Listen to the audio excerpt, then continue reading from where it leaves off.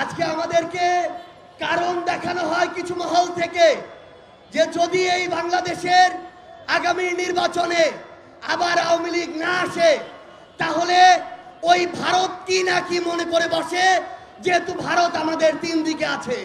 আমরা স্পষ্ট করে এই অভ্যুত্থানের ক্ষেত্র শাহবাগ থেকে বলতে চাই, ভারতের দিকে আমরা তাকাতে পারি, কিন্তু ওই আধিপত্যবাদী ভারতের দিকে আমরা ঘৃণা করেও আর তাকাবো না।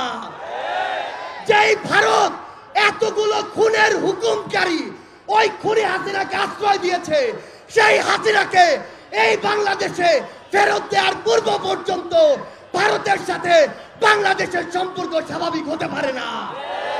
খাতা কলমের সম্পর্ক আর জনগণের সম্পর্ক কোনোদিন এক হতে পারে না। আমরা ভারতকে স্পষ্ট করে একটা কথা বলি, বাংলাদেশের সাথে যদি প্রতিবেশীর সম্পর্ক আগামীতে তারা দেখতে চায়, তাহলে যে সকল খুনিকে তারা ওই জায়গায় আরামায়েশের স্থাপনা আবাসন দিয়ে রেখেছে তাদেরকে বাংলাদেশে পাঠাতে হবে এবং বাংলাদেশের মাটিতেই তাদের এই বিচার হতে হবে। আজকে থেকে 10 মাস আগে বাংলাদেশের অধিকাংশ মানুষ তাকিয়ে থাকতো কখন বাংলাদেশকে বিভিন্ন জায়গায় স্যাংশন দেয়া হবে, কখন আমেরিকা হস্তক্ষেপ করবে, কখন হাসিনা মারা যাবে, কখন পরের ইলেকশন আসবে, তারপরে তারা মাঠে নামার প্রস্তুতি নিত। কিন্তু যেই ছাত্র জনতা রাজপথে নেমে জীবন দিয়ে এই খুনি হাসিনাকে দেশ ছাড়া করেছে, তাদের জীবনের এই যে হত্যাগুলো, এগুলোর বিচার হওয়া পূর্ব পর্যন্ত বাংলাদেশে অন্য কোনো কিছুর নাম নেয়া এই অন্তর্বর্তীকালীন সরকারের মুখে মানায় না।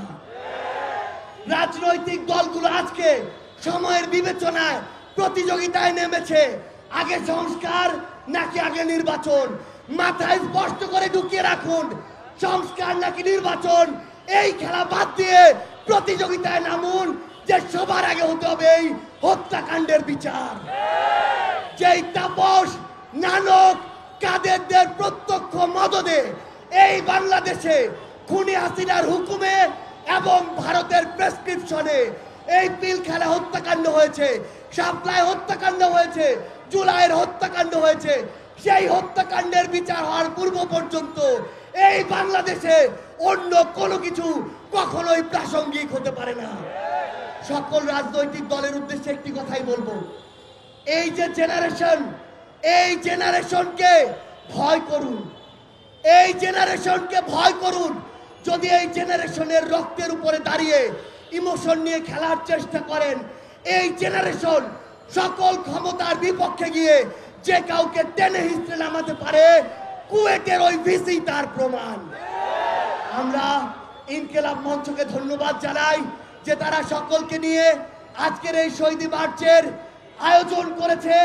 এই মঞ্চের সকল শহীদ পরিবার, সামনে থাকা সকল আহত যোদ্ধাকে সামনে রেখে একটি কথাই বলি, এই অন্তর্বর্তীকালীন সরকারের সবচেয়ে বড় লেজিটিমেসি হচ্ছে এই শহীদরা, এই শহীদদের হত্যার বিচার করার পূর্ব পর্যন্ত এই অন্তর্বর্তীকালীন সরকার যদি অন্য কোনো কিছুর চিন্তা করে, তাহলে তারা তাদের সারা জীবনের এই রক্তের দায়বদ্ধতা কখনো এড়াতে পারবে না। ইনকিলাব জিন্দাবাদ।